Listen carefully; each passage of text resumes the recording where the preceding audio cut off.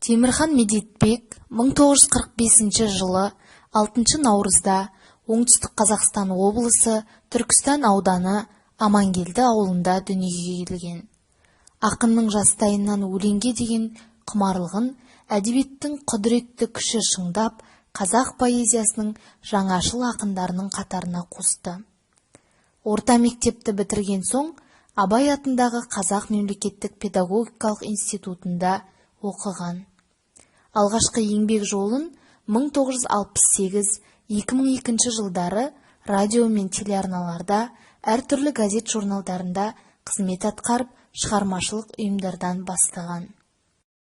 Саналы ғұмырын мағыналы өлең жырға арнап жүрген ақын алғашқы жинағын 1970 жылы «Жанымның жапырақтары» деген атпен жариялайды.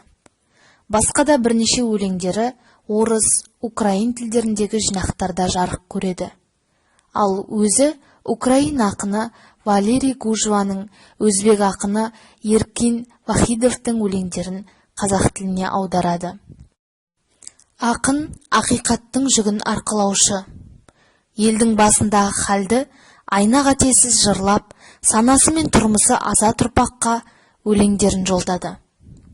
Өткен замандарда қандай дархан едік, қандай тарпаң едік деп, қазіргі қоғамның келеңсіз тұстарын көрсете отырып, ақын халықты жарқын болашақпен байланыстырар қайсарлыққа үндейді.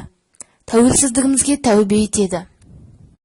Көк түріктер сарын атты жинағында замана зары мен бүгінгі күн мәселелері ежелгі түркі жырлары үлгісінде айтылған.